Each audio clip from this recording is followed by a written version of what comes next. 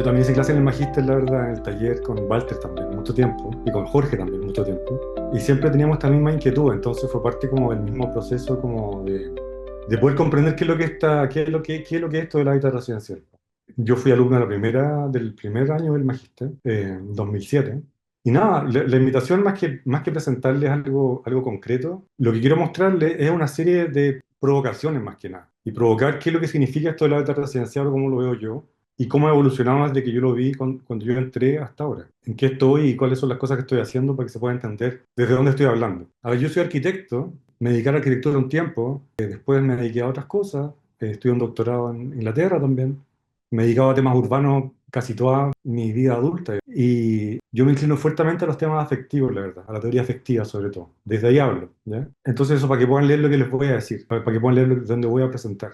Lo primero es que esta presentación, este título me parece bastante pretencioso, entonces yo voy a hacer unos cambios en el título, ¿ya? Lo primero es que no voy a ofrecer ninguna nueva perspectiva, son algunas perspectivas nomás, pero no ninguna, no hay nada nuevo acá, de hecho las perspectivas son bastante antiguas. Y más que enfrentar cuáles son los principales desafíos del hábitat residencial, lo que yo quiero ofrecerles son unas ciertas provocaciones sobre este enfoque, que lo pongo entre comillas porque no sé si es un enfoque o es un concepto o qué es lo que es, digamos. Entonces, en ese escenario, lo que me interesa es esta idea como que podamos discutir muy distendidamente esto. Entonces la presentación se divide en tres partes, que es conceptualizaciones, problematizaciones y ética. Básicamente la primera parte tiene que ver con cómo conceptualizamos las cosas, la segunda es cómo las problematizamos para poder elaborar ese concepto hacia alguna cosa, y la tercera son consideraciones éticas que me parecen relevantes cuando hablamos del hábitat residencial en investigaciones, sobre todo urbanas o de cualquier tipo que tengan que ver con lo que están haciendo. Esta es una cita de Tellier, que escribió en un poema que se llama Otoño Secreto, que es muy bonita. Dice, cuando las amadas palabras cotidianas pierden su sentido y no se puede nombrar ni el pan. Básicamente eso es lo que me pasa con el concepto de hábitat residencial,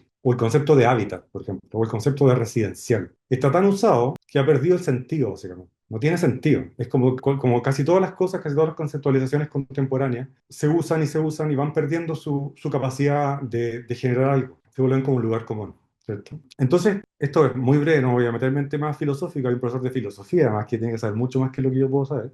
Pero en el libro que es Filosofía de Deleuze y Guattari, también tampoco sé francés, entonces mi francés estoy matando el francés en este momento, pero en ese libro Deleuze y Guattari dicen que es central. Y dicen que la conceptualización es una fabricación, básicamente. No para descubrir algo que estaba ahí y que no lo encontramos, sino para poder ver las cosas que no vemos. ¿Cachai? Entonces, en esa construcción, yo creo que el hábitat residencial cae dentro de esta lógica, que es una intelequia para poder ver algo que siempre ha estado ahí y que no sabemos cómo nombrarlo nomás. Y una de las formas de nombrarla es hábitat residencial, pero podría ser otras formas. Podrían ser habitar, podrían ser vivir, podría ser residir, podría ser muchas otras cosas. Entonces, Deleuze y Guattari dicen que dentro de la filosofía esta idea como de crear conceptos es similar a lo que hace el arte de crear preceptos, por ejemplo, o generar como artefactos, afectos. Y en la ciencia lo que es generar funciones, generar como razonamiento científico. Entonces eso es importante entenderlo para entender la idea del concepto de hábitat residencial. Tampoco me voy a meter en esto mucho en profundidad, pero básicamente entonces si vemos el concepto de hábitat residencial, lo podríamos ver como de dos maneras, digamos. Como si lo voy a ver como ese soporte ontológico, que es qué es lo que es el hábitat residencial, ¿existe esta cuestión? ¿No existe? O desde una cuestión más epistemológica, que es ¿qué podemos saber del hábitat residencial o cómo podemos saberlo? Esta presentación es más que nada epistemológica, no es ontológica. Ya no voy a decir lo que es el hábitat residencial porque no tengo idea de lo que es, y quizás nadie lo sabe tampoco. Pero sí voy a verme cómo podemos conocerlo, ¿cachai? Cómo podemos tener como pequeños como glimpses, como pequeños espacios de conocimiento de lo que es el hábitat residencial. Estoy haciendo un barrido por todas las presentaciones que van a ver, que se ven bien interesantes, la verdad. En todas las presentaciones hay como tres temas que me parecieron bastante interesantes. Uno que es la idea del habitando habitar, ¿cierto? Y esta idea que yo les proponía que es como, ¿qué es lo que es esto del habitar? ¿Qué es lo que es habitar, básicamente? Al mismo tiempo hay una cuestión como de resistencia, como que la única forma de entender el habitar es cuando entra en crisis con algo. Es como la salud o la enfermedad, básicamente. Es como que yo solo sé que estoy sano cuando estoy enfermo. O el amor y la tristeza. Solo sé que estoy enamorado cuando estoy pasando por malos momentos, digamos, ¿cierto? Es como que parece que el hábitat se reconoce, es tan cotidiano a nosotros que el hábitat se reconoce cuando entra en conflicto con algo. Y hay otra cosa que parece interesante en las presentaciones, que es la idea del cuerpo, es la idea del cuerpo básicamente, del envejecimiento, de los niños, de cuidar, que me parece bien interesante, que son temas que cuando yo entré al magíster no estaban registrados como en el horizonte epistemológico del hacer. Digamos. Y creo que no estaban tampoco tan incluidas en el concepto primigenio del hábitat residencial. Esta es una cita que saqué de la página de del Magíster, donde dice, este concepto básicamente es tan importante que lo ha usado hasta el mismo. Eso es lo que dice básicamente. Es tan importante que lo ha usado el mismo. Entonces, ahí me quiero detener un poco. Cuando este concepto adquiere una carne y lo puede usar hasta el mismo, entonces creo que esta idea como del hábitat residencial o la idea de conceptualizar el hábitat residencial se mueve como en dos horizontes epistemológicos, ¿cierto? Uno es la idea de operar, muy del arquitecto, ¿cierto? El arquitecto es paradójicamente una persona que opera y conoce, malamente en los dos casos, pero eso podemos discutirlo. Se mueve entre esta idea del operar y la idea del conocer. Por qué digo esto? Porque, por ejemplo, cuando hablamos de la accesibilidad en el hábitat residencial, que es un libro del INVI, por ejemplo, y hacemos recomendaciones, si bien queremos conocer eso, estamos en la idea como de operar sobre algo, ¿ya? Entonces el concepto de hábitat residencial se ocupa como un concepto operativo, que yo voy a operar sobre. Y yo creo que yo estoy más posicionado, o muchas otras investigaciones están posicionadas más en esta idea como del conocer algo. ¿Ya? Lefebvre tiene una cuestión muy bonita en ese texto que no me acuerdo cómo se llama, que donde Lefebvre está mirando sobre la ventana, en una ventana en Nueva York, y él dice como que ve las cosas desde el cielo y ve cómo los planificadores urbanos se despegan de la ciudad como si fueran unos hacedores de un ojo solar, digamos, con esta como gran capacidad que tiene el urbanista o el planificador urbano de decidir las cosas que van a ocurrir en la realidad, en esta idea como de la operación. Y creo que el hábitat residencial como concepto se mueve en estos dos caminos. Pero yo creo que lo que yo he hecho y lo que yo quiero transmitirle se mueve más en el otro camino, que es el hábito de conocer, ¿ya? Conocer las cosas, no solo operar en esas cosas, ¿ya? Entonces, ¿qué es lo que es esta cuestión al final? ¿Es un concepto? ¿Es un proceso? ¿Es un enfoque? ¿Qué es lo que es la hábitat esencial? La verdad es que no sé, y ese es el debate que podemos tener después. Entonces voy a empezar con las problematizaciones, que básicamente lo voy a pasar más rápido para que tengamos tiempo para discutirlo. Y es como una serie como de fragmentos de diferentes cosas que hemos hecho para poder mostrarle qué es lo que es esto de problematizar el hábitat residencial. Traje estas dos citas, una que es de Donen Maass, una geógrafa feminista bastante importante en el mundo, digamos, que dice, primero tenemos que reconocer el espacio como un producto de interrelaciones constituidas por interacciones que van de lo inmenso hacia lo global. ¿Por qué esto es importante? Porque una de las cosas que dice el concepto que desarrolla el INVI y la hábitat residencial dice que esto es un proceso permanente de construcción de lugares, en un territorio en diferentes escalas, ¿cierto? Entonces parece que la escala es algo relevante, pero nuevamente nos enfrentamos con un muro conceptual de qué es la escala. Y ahí es donde viene Violeta Parra y lo dice de una forma que me parece pero alucinante. De hecho, es uno de los fragmentos más lindos de su música que encuentro. Dice, gracias a la vida que me ha dado tanto, me ha dado la marcha de mis pies cansados, con ellos anduve ciudades y charcos, playas y desiertos, montañas y llanos, y la casa tuya, tu calle y tu patio. ¿Ya? ¿Por qué esto es tan lindo para mí? Porque en ese fragmento, Violeta Parra logra posicionar su cuerpo en un espectro tan global que recuerda las montañas y los desiertos y al mismo tiempo el charco de agua y el patio de su ser amado. Digamos. Es una relación afectiva con el entorno, con su habitar, que rompe todas las escalas posibles. No hay escalas. Entonces eso para mí es el habitar. Es una cuestión sin escala. Por supuesto que hay escalas conceptuales que yo podría dividir, el barrio, la ciudad, ¿cierto? Lo internacional, lo transnacional, lo íntimo, pero cuando yo habito multiescalarmente. Entonces esto es muy parecido a lo que dice Ingold también. En su libro que se llama Líneas, en el 2007, Ingold plantea que hay dos formas de entender esta creación de la experiencia humana. Una a partir de pequeños como clusters, como bolsillos de experiencia, la casa, el barrio, la micro. Y hay otra forma de entender la experiencia humana que a partir del trazo entero, de lo que yo desarrollo en toda esa experiencia. Y las dos son completamente no distintas, pero son distintas y pueden ser entendidas. Una se entiende como la experiencia de habitar o el habitar como una totalidad, y la otra como fragmentos en los que yo voy contando parcialidades de lo que está sucediendo en ese habitar. Yo creo que esa es una de las primeras provocaciones de entender la habitación residencial. Es cómo se entiende. Se entiende como una sucesión de fragmentos en los que yo voy habitando. Quizás, por cierto, quizás eso es restrictivo a la idea de residencia, o se entiende como una continuidad. Cuando yo hice mi tesis de magíster, yo lo entendí como una continuidad, básicamente. ¿Y por qué lo entendí como una continuidad? Se ve como una continuidad porque cuando yo terminé mi relación con mi pareja de ese tiempo, de años, digamos, tuve que abandonar mi casa y tuve que irme a otra casa, casi arrancando. Y cuando hago este proceso de arranque, me llevo a un departamento en Santiago. Este es el video que yo le mando a la persona que me arrienda el departamento para que está todo bien, bla, bla, bla. Llegué bien y estas son las cosas.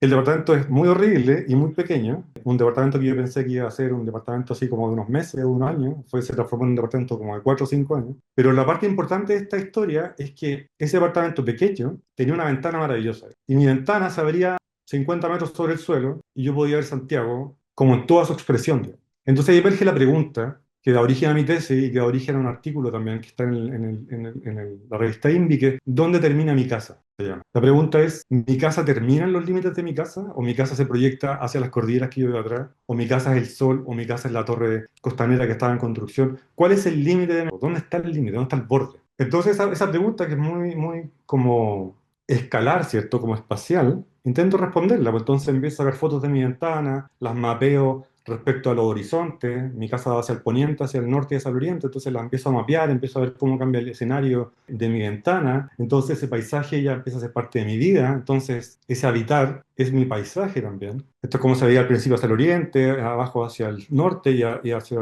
abajo, perdón, y abajo hacia el poniente. Entonces ese paisaje es parte de mi experiencia de habitar. Entonces mi casa ya no son esos 50 o 30 metros cuadrados, sino que es una proyección mucho más grande. Son las montañas que veo a lo lejos, son las torres de las telefónicas en este caso, son todas las fotos que tomé durante esos años haciendo la tesis, son todos los lugares donde estuve. Entonces ese es el habitar para mí. Entonces cuando construyo la idea del habitat residencial, que es lo que es habitar residencialmente, no es la residencia en sí misma, no es el objeto, que muy bien como dice Heidegger, es como, no es solo la morada, ¿cierto? Es como hay algo más, es algo más, es todo. Y eso es lo complejo del concepto para mí. Entonces, este habitar, ¿cierto? Este habitar es un habitar que se desenvuelve con ciertas superficies en el territorio también, como cuando camino a mi trabajo. Entonces, esa torre que yo veía por mi ventana es la misma torre donde yo trabajo. En ese momento trabajaba en la Católica, entonces el campus Lo Contador era al lado de esto. Yo viajaba a ese lugar, entonces el viaje era mi caminata, ¿cierto? Entonces deconstruyo la caminata, de cómo la caminata se vuelve una cosa. Entonces aparece en esta caminata, por ejemplo, cuando yo voy acercándome al metro, el momento del metro, cuando accedo al metro y están toda la gente al lado mío, después cuando salgo del metro, ¿cierto? Entonces toda esta construcción lo que hace es que el metro es parte de mi habitar también, yo habito en el metro también, eso es parte de mi casa, y esto lo empezamos a ver en otras investigaciones también.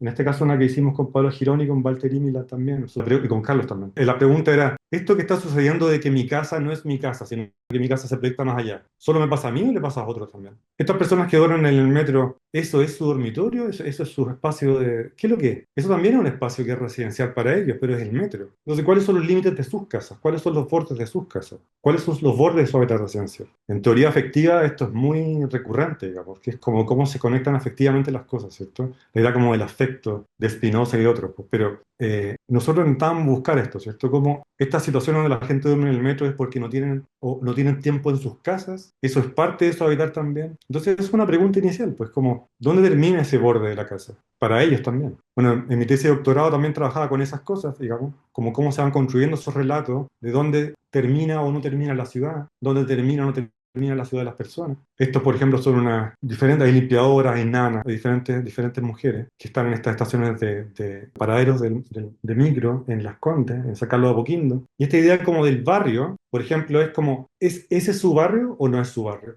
¿El barrio es donde viven o el barrio es donde esperan la micro todos los días? ¿El barrio es La Pintana, el barrio es Pudahuel o el barrio es San Carlos de Apoquindo también? Entonces esta idea de la escala se empieza a volver, bueno, para los que no sean de Chile, San Carlos de Apoquindo es un barrio muy adinerado, muy cuico se diría acá, muy rico, con mucha riqueza, y las nanas o las limpiadoras se mueven de barrios más, con mucho menos ingresos, ¿cierto? Entonces este barrio con paraderos con estándar europeo, por ejemplo, ¿son parte de su barrio también o no son parte de sus barrios? Porque ellas no tienen decisión en esos lugares. Entonces esas preguntas empiezan a emerger cuando las escalas se empiezan a debilitar. Eso empezamos a probarlo también con otras personas. Y aquí quiero darle como como felicitar a mis estudiantes cuando hacía clase en la facultad, digamos, que trabajábamos con estas mismas preguntas, pero desde los estudiantes, con diferentes estudiantes de geografía, de antropología, de literatura, de geografía, de diseño, de arquitectura también. Si esto que yo les estaba planteando, lo mismo que les estoy contando a ustedes, si esto era comprensible por otras disciplinas, y claramente era comprensible por disciplinas, no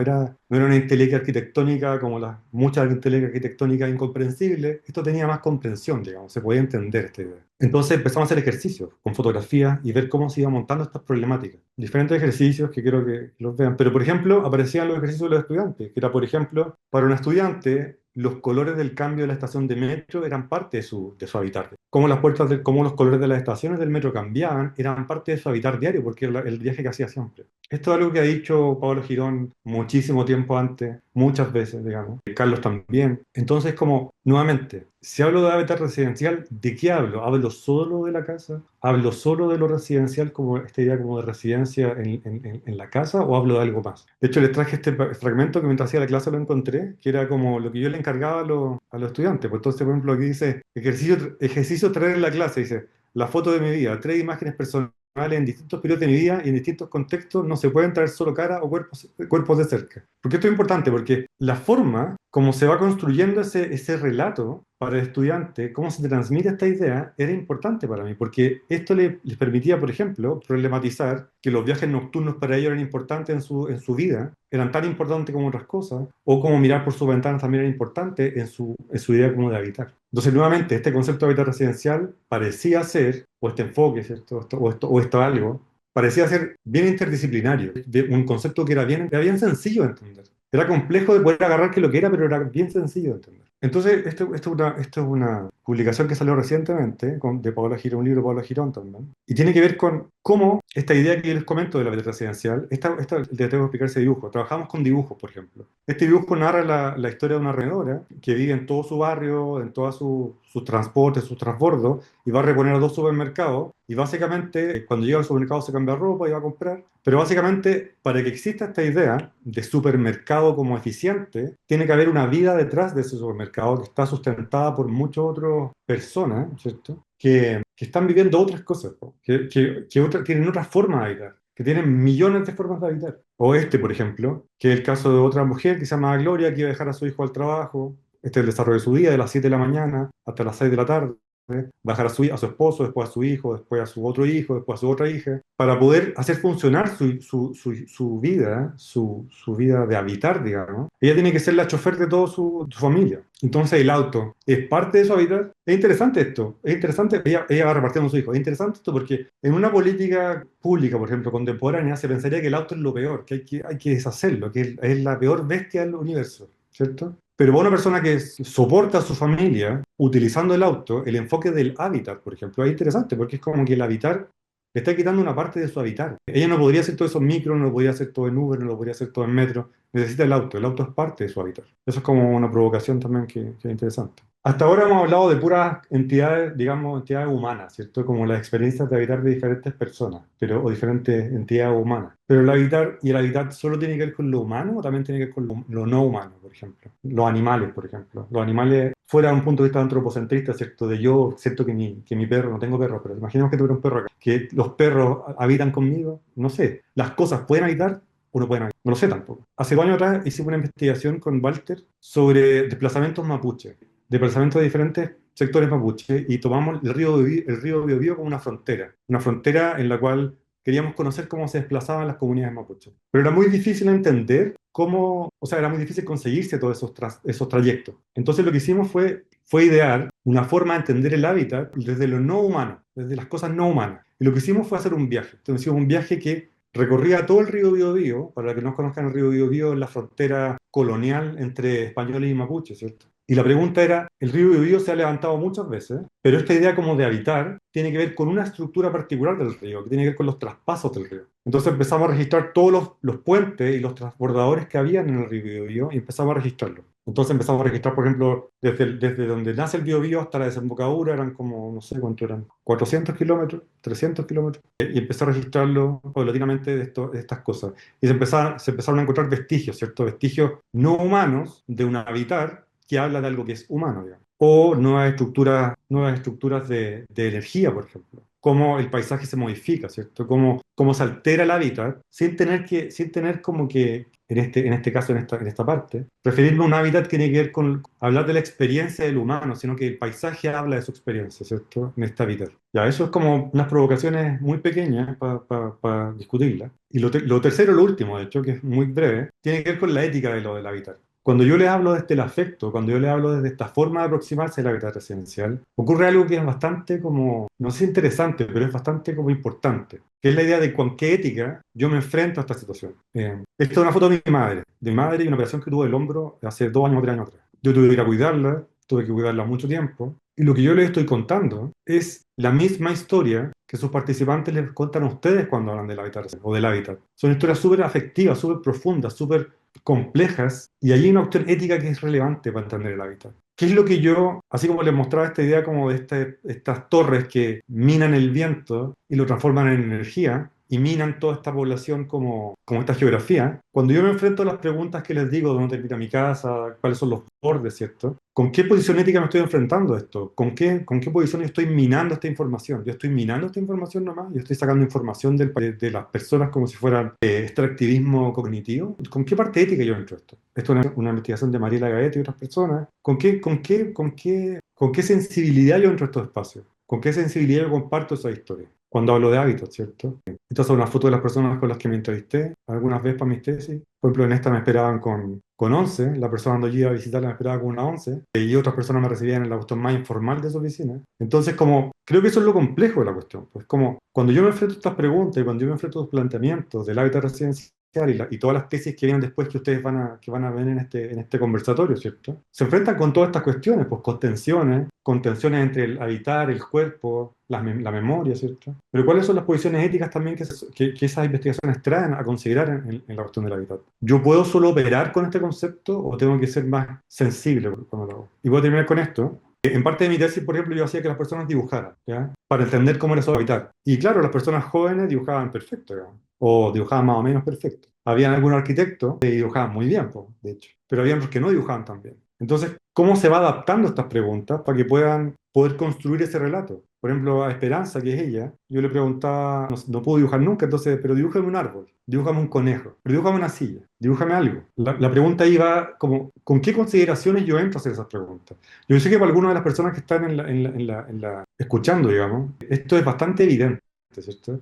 Pero a veces cuando uno lee investigaciones no es tan evidente. Es como que lo ético y la forma como yo me enfrento a estos campos semánticos, ¿cierto? O campos cognitivos o campos de obtener información de la gente, parece que fuera bien extractivista, la verdad. Y eso es una crítica que el concepto podría traer implícita, digamos. La foto al lado, por ejemplo, es una foto de Esperanza y su nieta, cuando ella se pierde en los ascensores del metro, por ejemplo. Eso es súper íntimo, eso es súper íntimo. ¿Y cómo lo compartes también? Eso es todo. Para que quede un rato para que podamos conversar algo, podamos conversar. Gracias por escuchar. Estupendo, Lucho. Voy a Muy dejar de bueno. compartir. Ya. Mónica. Gracias, Carlos, y bueno, gracias Carlos y Jorge por la invitación y gracias a Luis por la presentación. Yo para que podamos verdaderamente abrir la conversación y que podamos incorporar a las voces del público, quería sumarme un poco de manera muy breve a estas provocaciones que nos está compartiendo Luis, lanzando la pregunta de qué ocurre cuando estos límites que uno puede pensar en el habitar, que me parece muy sugerente, ¿no? Casi esta sustitución que has hecho de las escalas por límites, cuando el límite lo que hace es ir encerrando en vez de ir abriendo, ¿no? Porque en este caso, la vista desde tu ventana o incorporar la movilidad es como que nos vamos de la casa hacia afuera, pero creo que pensando el hábitat y pensándolo desde el cuerpo, desde la emoción y con lo que estabas comentando ahora de la ética y también desde los cuidados, el hábitat lo que puede empezar a ocurrir es que el límite vaya encerrando hacia adentro, ¿no? Como se podía pensar en términos de movilidad, en términos de vejez, en términos de niñeces también, pero creo que en el contexto de securitación que se está viviendo el espacio urbano en Santiago, de los condominios también, creo que empiezan a aparecer barreras hacia el interior, ¿no? Que en el caso, por ejemplo, de mi investigación con estas torres de gran densidad, se podría pensar también en departamentos muy pequeños en los que ya no hay vistas, ¿no? En los que mirar hacia afuera lo que ves es la torre que está enfrente y cómo se posiciona aquí esto que no sabemos muy bien si es un concepto o es un enfoque o es una noción para trabajar con estos límites que se van encerrando. Y otra pregunta que te haría también es si este foco que pones tú sobre los afectos merecería la pena como empezar a incorporarlo también como sistemáticamente como una dimensión de las que se mueve o se articula la noción de hábitat residencial, ¿no? Ya sé que esta pregunta es más conceptual o que va más para la parte teórica, pero igual que pensamos como esta tridimensionalidad, ¿no? Sociocultural, espacio territorial, político-económica, si lo afectivo y lo emocional podría empezar a actuar también como una dimensión que de algún modo casi articular a las demás, ¿no? Como que permitiera ser como construir este enfoque relacional, ¿no? Tú has hablado de Spinoza, de los afectos, como esta idea de afectar y ser afectado, como que el afecto permitiera este doble juego de incorporar unos límites hacia lo más pequeño, ¿no? Hacia el cuerpo, hacia la emoción, y a la vez volver a articular todas estas dimensiones como desde lo relacional. Cuando la vida estaba encerrando, ¿cierto? Cuando converso con mi mamá, por ejemplo, es increíble ir el poder de la televisión en su forma de conseguir la ciudad. Hay como desde los reality shows no sé, po, Felipe Camiroaga, no sé, po, que ya murió hace rato, pero como esta forma de construcción, ¿cachai? Del hábitat, yo creo que no es que se vaya encerrando, es que cambia la forma. ¿Cachai? Es como la pandemia, es como nosotros estamos conectados ahora gracias a algo. Y claro, esto relacional, ¿será que mi hábitat se encoge o no se encoge? Yo entiendo lo que va tu pregunta, y entiendo esta idea como de encerrarse, ¿cierto? Como de posicionarse en esta idea como de irse encerrando en el espacio. Y es cierto. Pero claro, quizá emergen otras cosas que tienen que ver con otras formas de relaciones que no son físicas, que no son, es que claro, eso es muy afectivo también, pues como mucho de la teoría afectiva, ¿cierto? Es como esta idea como yo tengo esa capacidad de afectar y ser afectado. Sí, no tengo una respuesta para eso, pero no creo que espacialmente se puede estar restringiendo, pero yo creo que todas las formas de comunicación actuales como que expanden la cuestión, como que está mucho más expandido.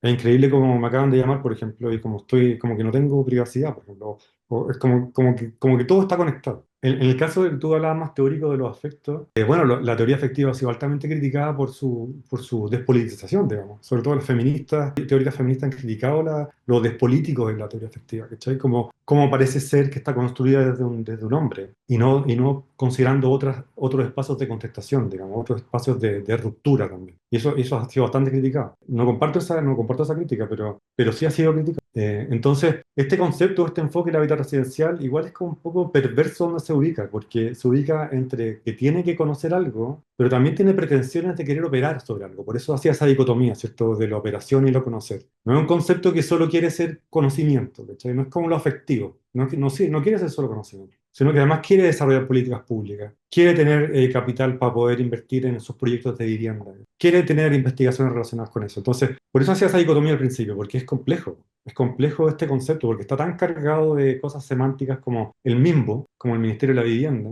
como programas del MIMBO. Y claro, yo creo que eso es lo interesante para el magíster y para el desarrollo teórico de este concepto, es dónde se ubica, para dónde va. ¿Quiere ser conocimiento solamente? ¿Quiere ser operación solamente? Cuando yo entré al magíster habían dos salidas, que era la tesis o una actividad que se llama formativa equivalente, no sé si todavía existe eso, que es básicamente la misma dicotomía que planteo, es como, ¿queremos hacer esto para construir indicadores o queremos hacer esto para conocer cómo la gente vive? ¿Es un concepto que yo voy a hacerlo para minar cosas de la población, sacar dinero, o es un concepto que voy a hacer para producir conocimiento? No sé. Entonces yo creo que en ese caso, como tú dices, más teórico, como primero, es muy interesante la teoría afectiva, me gusta mucho, de hecho. De hecho, es todo el marco teórico que uso, digamos. Pero, mira, voy a ser transparente con esto. Lo que pasa con la teoría afectiva es que no es nada que los pueblos originarios de cualquier país no lo hayan descubierto antes. Todo ya fue dicho. Todo ya está dicho. Esta forma relacional del cuerpo, la forma de afectar y ser afectado, todas esas formas ya fueron dichas de alguna forma. Y la cosmovisión mapuche es completamente compleja en eso y completamente afectiva, ¿cachai? Cómo se construye. Entonces llega de vuelta esta idea como de lo afectivo a partir de Spinoza y estas personas que van construyendo este relato de qué es lo que es ser afectado, afectar y ser afectado. Pero claro, es como, mira, nosotros estamos trabajando en un concepto actualmente con Walter que se llama arquitectura de conocimientos propios, que tiene que ver con cómo la arquitectura se construye a partir del conocer propio, que no tiene que ver con la arquitectura hecha por los arquitectos, sino que tiene que ver con conocimientos ancestrales, con mi mamá que amplía su casa y le hace una ventana horrible, ¿cachai? Como con esas cosas. Y esto es lo mismo, pues, como cómo yo soy capaz de construir este concepto de hábitat residencial, considerando estas cosas afectivas y relacionales, pero al mismo tiempo entendiéndolo como que es algo que tiene que tener un valor operativo, quizás. No sé, igual me enredé un poco en la respuesta. Yo creo que me enredé porque no es como, me es difícil agarrar el concepto, ¿cachai? Es como el concepto de hábitat residencial me cuesta agarrarlo, no lo puedo agarrar. Pero no sé si respondo, pero es como lo que se me ocurre mientras te lo digo. Nos responde. Que yo creo que es lo que decías al principio, el habitar es tan cotidiano y está tan Sí, pues. incorporado que hay que hacer como el ejercicio de desocultamiento, se podría decir, ¿no? Como de ser capaz de ponerlo como entre paréntesis para poder observarlo, como volverlo inteligible. Sí. Que es un poco lo que dices también, yo creo, lo que pasa con la teoría de los afectos. Claro, se está conceptualizando una cosa que está encarnada. Sí, mira, Daniel tiene un texto súper lindo, que eso, Daniel Muñoz, que está en el chat, que es súper lindo, que es sobre el torniquete de los buses. Y eso, pues como, eso también es parte del habitar, pues, ¿cachai? Es como que eso también es parte de lo que construye mi habitar. Y es como algo tan cotidiano que se nos pasa de lado, o quizás no a todos se les pasa de lado, al que les afecta le pasa de lado. Y esto tenía que ver yo con parece que el habitar solo se hace presente cuando entra en crisis, ¿cierto? Cuando hay una crisis de algo. No sé, eso es una buena pregunta, ¿verdad? Bueno, pues Daniel les puede hablar de esa investigación en un futuro mucho más en extenso, obviamente. Pero es interesante esa idea. Es como casi todas las investigaciones contemporáneas en Chile que tienen que ver con el habitar residencial, como esta idea como de residencia, por ejemplo, estrategias de corresidencia o ampliaciones informales o ampliaciones formales, todas tienen que ver con algo que es una resistencia a una forma que ya existe. ¿Cachai? Es como que la casa no me quedó lo suficientemente grande y estoy resistiendo a eso. Y esas estrategias de resistencia son las que te manifiestan que la vida era un problema. Pero esa manifestación es para quién, para los académicos. ¿Quién se dio cuenta de eso? La persona se dio cuenta antes, pues efectivamente se dio cuenta mucho antes. Entonces, la pregunta ahí sería como, bueno, que a poco rato, pero me va a salir un segundo el tema. La otra vez escuchaba una charla que hablaba de la medicina contemporánea. Y decía que la medicina contemporánea no es como reactiva, ¿cachai? No es como proactiva. No podéis determinar enfermedades que no existan, básicamente. Entonces, el hábitat residencial yo creo que tiene esa potencialidad. Es tan vago, ¿cachai? Es tan abierto, es tan maleable, que tiene esa potencialidad, po, que es como plantear problemáticas o plantear conceptualizaciones para problemas que pueden suceder y que todavía no suceden. Igual es pretencioso eso, la verdad. No, es muy pretencioso. Pero tiene sentido, igual. Entonces, como hay psicología teórica, hay física teórica, hay construcciones teóricas que van más allá. No sé, es como, creo que ese puede ser una cosa relevante para lo que es la ciudad. No sé si en el hábitat residencial. ¿Qué más les puedo decir? A ver. No sé, yo creo que la forma como uno entiende la relación con el hábitat básicamente es muy personal, es como muy individual. Y eso tiene un problema en la teoría afectiva, porque la teoría afectiva lo que habla es que la afectividad tiene que ver con un proceso colectivo. La afectividad es una relación colectiva sobre la experiencia individual. Y claro, ¿cómo levantar esa información cuando es individual, pero lo quieres poner en una conceptualización que es más colectiva? No sé.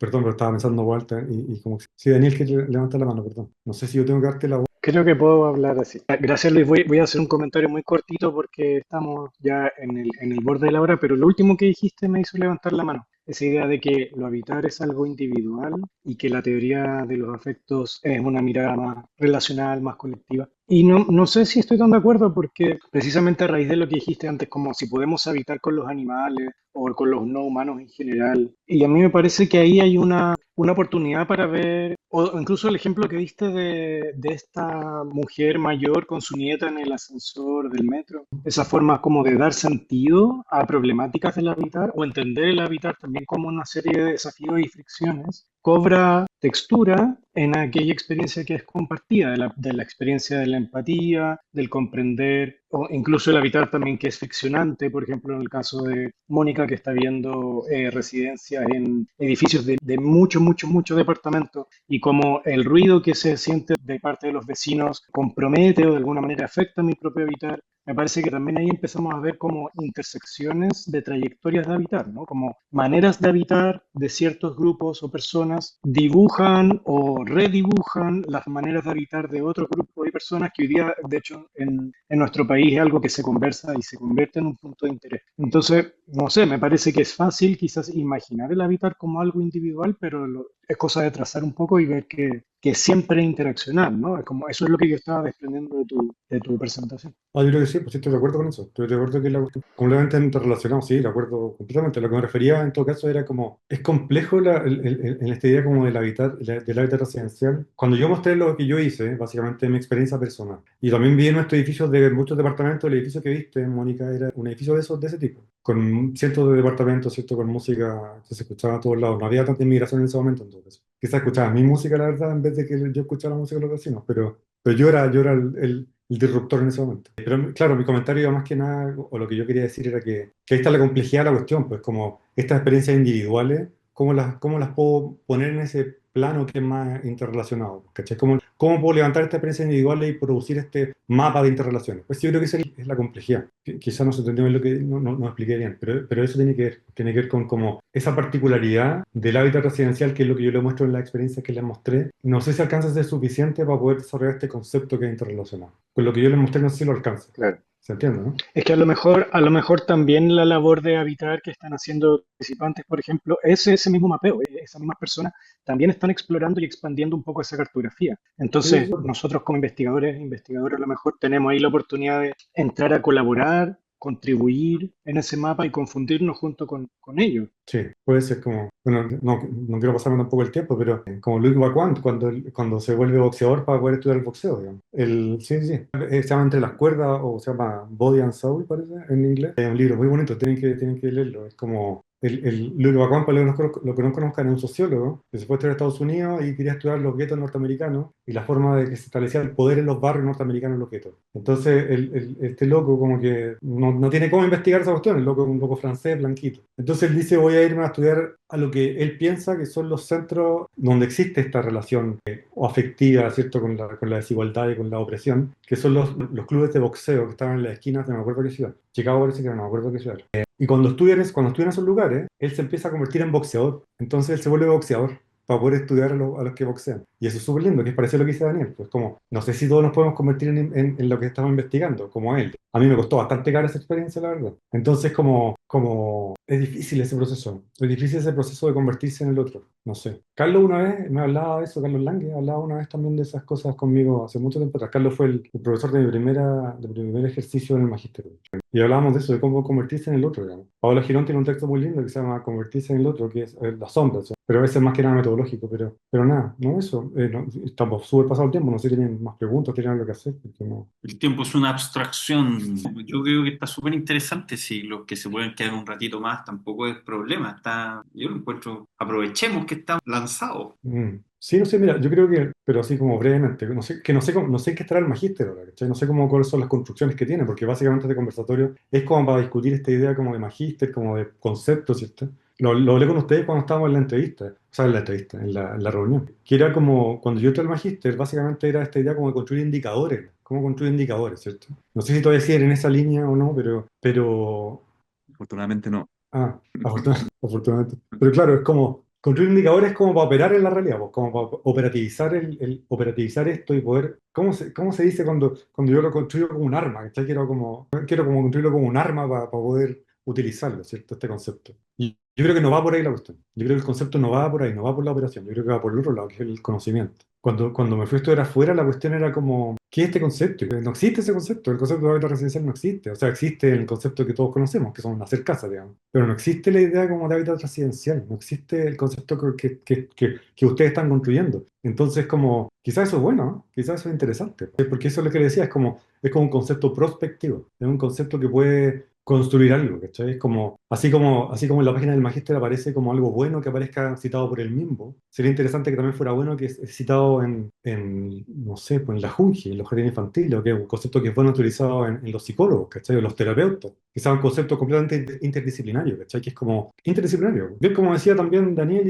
y Mónica, ¿cachai? Es como un concepto que es como, claro, que uno sabe lo que es, entonces como no sabe bien lo que es, puede caer como en diferentes cosas. Y yo encuentro que eso para mí es una potencialidad, no es una limitante. Es como una cosa de explorar, yo creo que. Y para las personas que están haciendo su tesis y que van a empezar a hacer su tesis en el magíster y que están empezando el magíster, como esta idea de tener un concepto que es tan abierto que le cabe todo, es como la geografía, básicamente. La geografía es una disciplina que le cabe casi todo. Y eso es lo interesante de la geografía. Como hay harto arquitecto en la sala, en la casa, hay muchos arquitectos. La arquitectura tiene algo interesante. Si pueden leer, busquen un libro, o sea, hace poco publicó Paola este libro, y ella escribió un texto, pero muy pequeñito, muy cortito, sobre la arquitectura. Y yo creo que tiene algo interesante la arquitectura. Y es la capacidad que tiene para moverse en estos dos mundos. Que los arquitectos somos medio ignorantes en algunas cosas, medio pretenciosos en otras, pero tiene algo interesante la arquitectura, que es que tiene una componente propositiva y una componente de trabajar en la realidad que se va moviendo entre estas dos cosas, porque está en la operación y el conocimiento. Cuando trabajas desde la arquitectura, trabajas en esa. Yo por muchos años fui como bien crítico de la arquitectura, pero yo creo que cada vez le estoy encontrando más sentido. Salí hace como 20 años. Y es como esto, porque como la arquitectura tiene esta potencialidad, po, tiene esta potencialidad de moverse en este diálogo entre lo que yo construyo como una operación y lo que yo construyo como un conocimiento. Quizá, ya que el concepto se radica en una estructura de vivienda de una facultad de arquitectura, quizás puede ser interesante eso, como un concepto maleable que se mueve, que piensa como piensan los arquitectos. No sé si todos los arquitectos piensan igual tampoco, pero muchos pensamos así. Eso. Sí, como que me fui en otro discurso que me viene mucho que ver. Con Daniel estábamos algún tiempo, muchos años atrás, la verdad, estábamos en una red que era como de cuerpo, yo estaba en esa red por lo menos. Y con el concepto de cuerpo pasa algo parecido, que el concepto de cuerpo también es como maleable, pero ha logrado como catalizarse en unas cosas como más concretas. que han logrado como enfrentar esta idea como el cuerpo de una forma más diversa, como que en diferentes disciplinas. Yo creo que el hábitat residencial o el hábitat debería como tender o debería aspirar a eso. Hacer un concepto quizás que, no, pero eso también es muy pretencioso. Pero también podría ser igual. Podría ser que aspirara a algo así, como construir también hablábamos esto con Jorge y con Carlos, digamos, cuando nos reunimos hace un tiempo, cuando me invitaron a hablarle a ustedes, que era, cuando uno estudia un magíster en urbanismo, más o menos cacha para dónde va la cosa, digamos. Igual el urbanismo es una disciplina bien rara, pero uno dice, tengo un magíster en urbanismo. Cuando tengo un magíster en arquitectura, tengo un magíster en arquitectura. Cuando tengo un magíster en lo que sea. Si tengo un magíster en residencial, ¿qué tengo? ¿Qué tengo? Yo creo que tienen un concepto, tienen una idea, tienen una forma de ver la realidad que es particular y que no tiene un asidero muy claro. Y eso es un mérito. Entonces eso es una potencialidad que habría que explorarla. Y las tesis deberían explorar eso también. Yo por eso son como un consejo así como de abuelo. Pero no debería ser así. Pero es como, ya que estamos hablando del concepto, me parecía que el concepto era interesante. No sé qué más decirles. Po. Le agradezco a todos los que escucharon esto, que está bastante largo y extraño, pero igual siempre se agradece como saber poder discutir con personas que les interesan los temas que uno hace, o que uno habla. O sea, sé que están medio obligados, pero a Jorge por lo menos y a Carlos le interesaban los temas de estas cosas. Po. Luis, una preguntita Felicitaciones, No bien sé quién cortita. habla. Adolfo. Yo quisiera preguntarte Gracias. el libro que habías citado, que dijiste que lo habían publicado. Mira, búscalo, se llama, no me acuerdo cómo se llama, Movilidades entretejidas parece que se llama, que la editorial se llama Teseo y la autora es Deseo. Paola Girón. Ah, perfecto. Si pones Paola Girón, Teseo, y hay varios artículos de varias personas. Y lo que yo escribí fue una cuestión muy pequeñita, así, pues como tiene como nada, como una página. Que es como esta idea como del dibujo del arquitecto y por qué el dibujo del arquitecto tiene algo importante que decir, ¿cachai? Después de haber renegado eso como por 1000 años, como que lo escribí y tenía que ver con eso. Como el dibujo de la arquitectura tiene algo que ver con la investigación en ciencias sociales y por qué podría ser relevante para eso. Sí.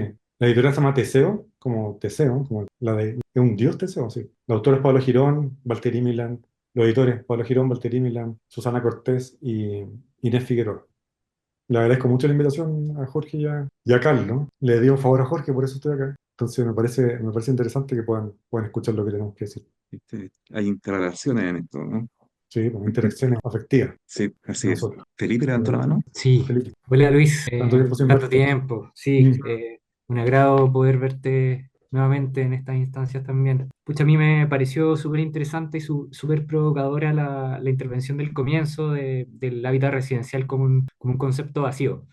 Perdonen la referencia nuevamente a otros arquitectos, pero me recordó esta frase de Louis Kahn, que es un arquitecto a comienzo del siglo XX, que dice que la arquitectura no existe, sino que existe la obra de arquitectura. Entonces pensaba un poco cómo se podría aplicar o cómo podríamos pensar esto con el mismo concepto del hábitat residencial, como un concepto vacío que no existe, pero que mira la vida, ¿cierto? Mira la vida como este fenómeno inconmensurable, infinito, con millones e infinitas manifestaciones y que se materializa en realidad el hábitat residencial no como un concepto permanente, sino que cuando construimos esta mirada particular y no solo una mirada particular sobre la vida, sino que un lazo directo con personas quienes la viven. Creo que desde el punto de vista pedagógico, dado que un ambiente universitario, es un poco difícil pensar en un concepto difuso porque es mucho más fácil definir, es mucho más fácil enseñar esto es lo que es el hábitat residencial, pero como tú dices, Luis, me parece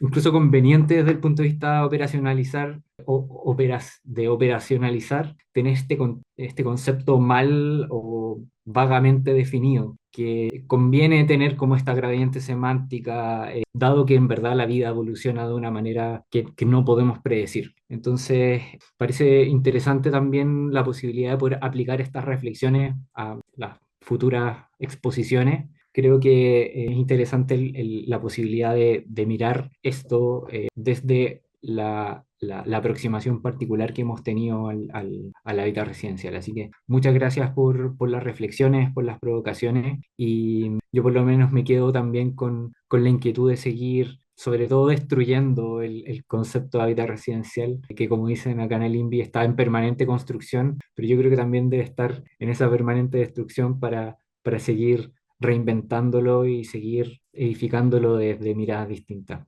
Eso, muchas gracias. Sí, un comentario respecto a eso. Yo creo que, sí, concuerdo con lo que tú dices, ¿eh? No creo que el concepto esté vacío en todo caso. Creo que está bien definido por el INPE, está bien especificado qué es lo que es. Yo creo que tiene que ver más que nada con esta idea de un concepto móvil, que es como más móvil. como que puede estar en diferentes partes. Hay un libro que se llama justamente Hábitat Residencial, que es del CEDEUS, lo pueden buscar, está gratis para descargarlo, pero básicamente ese libro habla de una forma de entender este concepto, que es la forma operativa. Y eso yo creo que es lo que hay que como poner en crisis, yo creo, como cuestionar. Mira, también brevemente, una de las pocas experiencias que he tenido como arquitecto diseñador, digamos, fue un conjunto de vivienda que hicimos para una toma en Peñarolén. Era un comité, no se lo mostré ahora porque no era relevante, pero era un comité de vivienda de 40 personas en la toma de Peñarolén que iban a hacer su construcción de vivienda en la Florida. Hay un texto de eso en un libro del INVE, se llama La Joyita, pueden buscarlo. Está en el libro de Haramoto y en otro libro que se llama ¿Hacia dónde va la vivienda en Chile? Ahí está eso es lo que les voy a hablar ahora, lo pueden buscar ahí. Como esto está quedando grabado, se va a escuchar lo que digo y alguien lo puede buscar después. Y ahí, por ejemplo, la idea era operativa, pues, había que diseñar algo. Entonces era inexcusable, ¿cachai? Era como que no puedo escaparme de eso. El arquitecto que diseña no puedo pedir al arquitecto que diseña en esa labor tan bonita que es diseñar, digamos, que es construir esta cuestión, que trabaje con estos conceptos, porque no funciona así. No es un concepto operativo que yo puedo, no es calidad térmica, no es impedancia, no es asoleamiento. Es otro concepto, es otra forma de conceptuar, es otra forma de construir ese concepto. Y ahí, por ejemplo, en ese trabajo, en ese diseño, lo que nosotros hacíamos pequeñamente con ese enfoque era como considerar ciertas cosas que la arquitectura la ha considerado desde la antigüedad, digamos, que es como, aun cuando sea una vivienda social que no tenga presupuesto, que sea mal pagado, no mal pagado para nosotros, sino mal pagado para el objeto de vivienda, digamos, aun cuando todo esto esté mal y que no funcione tan bien como debería funcionar, igual hay inquietudes que no caben dentro de los marcos normativos que da el mismo. Algo parecido trabajan las personas de accesibilidad universal o de discapacidad, que los marcos normativos del mismo son bastante restrictivos, pero igual están ahí para ponerlos, digamos.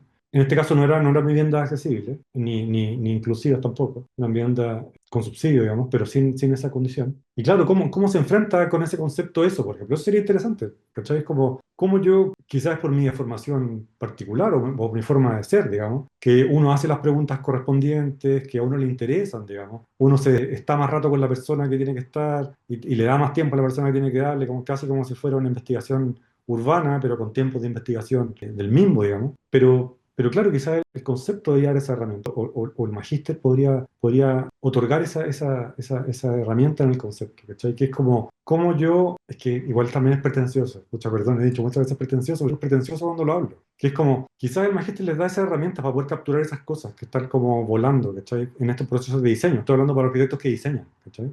O los arquitectos que construyen, o los arquitectos que hacen otra cosa, ya que hay harto arquitecto en la sala, que no se vuelva un concepto muerto, como teoría afectiva para los arquitectos. Ese es un concepto que no sabía cómo usarlo, por ejemplo. Yo, por lo menos, yo soy arquitecto, trabajo con teoría afectiva hace muchos años y me costaría como entender esa relación. Como, no podría justificarle a una persona imagina un poblador de Spinoza, pero hablar de Spinoza es imposible, sería. Son conceptos que son demasiado complejos. Entonces quizá la resistencia es un concepto que es más sencillo, más maleable, más móvil, pero sencillo. No sé, puede ser. Eso. Elías tiene una pregunta. Elías. Hola, Hola, hola. Oye, muchas gracias por tu exposición. Hay muchas cosas que me hacen harto sentido. Por ejemplo, como esto que señaláis, como, no sé si lo señalaste así como textual, pero hablaste como esto de colocarle como carne al verso en función de cómo uno logra ser efectivo, como desde el discurso, de lo que uno quiere hacer, lo que uno se plantea, plasmarlo en algo y no solamente hacer como este extractivismo investigativo, de datos, etcétera. Cómo llevar eso a generar como cierto impacto y me acuerdo mucho de lo que mencionó Rebeca la semana pasada, de que cuando nosotros nos colocamos como en esta perspectiva como de investigadores, y a propósito como de esta cuestión como de los afectos, esta cuestión como del por qué, para qué y para quiénes yo estoy investigando, ¿cachai? Y lo llevo a algo como que a mí esta semana así como me movió mucho en términos como afectivos, que por ejemplo, de esta cuestión de las situaciones de violencia que pasan en los estadios, ¿cachai? Viéndolo como también como el estadio o los recintos deportivos como otra infraestructura en la que de alguna u otra manera uno habita. y que uno moviliza afecto, ¿cachai? Porque, por ejemplo, en lo personal, yo cuando voy al estadio, no es como una cuestión en la que simplemente voy a ver un partido de fútbol, ¿cachai? No sé, pues, en el estadio fue cuando tuve como las primeras interacciones con mi abuelo, las primeras interacciones con mi padre, las primeras interacciones en las que incluso logro acercarme de manera afectiva con mis hijas, de mostrarle como otras maneras y como proyecciones de vida, incluso a nivel como profesional, que como hay otras infraestructuras o hay otros espacios en la ciudad en donde uno se puede proyectar también para la vida, e incluso en lo deportivo, que esta idea de como de donde habito no solamente en la casa, sino que está mucho más allá en el horizonte, como estos espacios en los que uno tiene como esta cuestión incluso casi como más o menos como casi de catarsis, que por ejemplo, no sé, pues para mí ir al estadio es como de repente como ir a bailar también, pues, ¿cachai? Gritar, cantar, saltar, tiene como toda una cuestión como más o menos liberadora. Y cómo la relación que se tiene hoy en día de quienes van al estadio entra como en una dicotomía de que entre la civilización y la barbarie, y no como una cuestión como qué es lo que significa ir a ver un deporte, ir a emocionarse con un deporte, era como más o menos eso, como compartir como esa reflexión de que me hizo mucho sentido la cuestión de el hábitat más allá de la casa y cómo mueven los afectos, esos otros espacios en los que uno de repente no solamente duerme, ¿no? Entonces, Sí, sí, a Carlos Lange le gusta todo el fútbol también. Yo creo que él podría responder también parte de esto, pero yo no soy muy de fútbol, la verdad, como que nunca he ido a un partido de fútbol en mi vida. Y lo lamento profundamente, pero como que tiene que ser una experiencia que tiene que ser hermosa, ¿eh? Pero yo nunca he ido. Carlos no me ha invitado tampoco. Pero me pasa eso, pues, por ejemplo. Me pasa lo que tú dices, porque es como, mira, no sé bien cómo tomar el comentario, pero me hizo recordar un texto que tiene Pablo Girón con Walter Imilan que se llama Saber viajar en el metro, ¿ya? No tiene nada que ver, pero quiero ver, ¿por qué pensar en ese texto? Se llama Saber viajar en el metro, porque ellos hablan, parece que yo también escribí, no me acuerdo, que es como, hay un saber viajar en el metro, y hay un saber ir al estadio. Ese saber ir al estadio, el que yo no tengo. Y como yo no tengo ese saber de ir al estadio, yo no sabría cómo moverme, no sabría cómo enfrentarme a lo que tú me estás contando, no sabría cómo hacer nada. Entonces, ese saber, que es un conocimiento que tú aprendiste, que se lo traspasas a tu hija ahora, que te lo traspasó a ti alguien, que es una cuestión también relacional. Están los que van junto al estadio, están los que se ponen arriba de la micro cuando pasa la micro llena de personas, ¿cierto? Claro, pues eso también es habitar, eso también es habitar. Y quizá un concepto como el de hábitat residencial también puede entrar en esa discusión. De hecho, las tesis los títulos que yo les leí al principio de las personas que van a hablar en el futuro, en las futuras sesiones, toman temas súper diversos, ¿no? Súper diversos que tienen mucho que ver con estas cosas como como en tensión, ¿cierto? Y claro, pues yo creo que esta idea como del saber, mira, hay un geógrafo que se llama Guy Fautoin y él tiene un concepto que se llama sentido del lugar, sentido del lugar. Él dice que hay un sentido del lugar que se hace cuerpo, que yo lo hago cuerpo. Y en ese sentido del lugar, por ejemplo, él puede reconocer las personas que viven en la costa a las que no viven en la costa, porque se caminan distinto. Por ejemplo, los marinos caminan distinto a los que no son marinos, por ejemplo. Los que van a pescar caminan distinto a los que no van a pescar. Y yo podría decirte que yo podría definir quiénes van al estadio y quiénes no. No en lo cotidiano, pero sí, por ejemplo, a la entrada del estadio. Yo sería un loco que no tiene ni idea de nada, sería un loco perdido en esa cuestión, ¿cachai? Que no tiene idea de nada. Y eso es un enfoque, yo creo que un enfoque relacional y de hábitat, yo creo. Esa mirada de construcción, esa construcción, ¿cachai? Como de la experiencia que significa para mí ir al estadio, la preparación que significa para mí ir al estadio desde mi casa hasta el estadio, la serie de estrategias que yo armo para poder ir, todo eso es hábitat, todo eso es hábitat. Y también eso es perverso, o sea, perverso para el concepto y para la persona que lo está estudiando, porque ocurre que si todo es todo, todo es nada. ¿Y qué estás investigando entonces? Y eso es un problema, a mí me pasa eso, de hecho. O sea, a mí me pasa mucho eso, que es como, qué es lo que uno está investigando al final? En eso mismo, es como los tips de la biblioteca que les voy a decir. Tim Ingold tiene un texto que se llama, parece que se llama ¿Qué es etnografía? No me acuerdo cómo se llama, pero en resumen, el spoiler es que él dice, si todo es etnografía, nada es etnografía. No sé si sabes lo que es la etnografía o no, pero es como una forma de conocer, ¿cierto? Una forma de conocer una experiencia. Y eso, po. Si todo es hábitat, entonces nada es hábitat. Si todo es relacional, nada es relacional. Si todo es afecto, nada. Es una pregunta más compleja de resolver en estos 5 minutos. Pero es interesante eso del estadio, el hábitat del estadio. Si se dan cuenta, yo creo que todo lo que hemos discutido, igual hay alguna cuestión interesante acá, que es como que todo esto entra en crisis con el famoso texto del antropólogo francés Marc Augé, no sé cómo se pronuncia en francés, de los no lugares, digamos. Porque al final los no lugares es solo un punto de vista, es como una posicionalidad, ¿cierto? Entonces es en tensión esa idea. Porque al final el estadio que podría ser un no lugar, o el aeropuerto que podría ser un no lugar, como lo dice allí, si lo miro desde un enfoque relacional, de hábitat residencial, afectivo, ¿cachai? si lo miro desde esa óptica, ya no se vuelve un lugar, pues que empieza a cambiar. O por lo menos una pregunta que no podría hacerse. Criticar a este antropólogo famoso.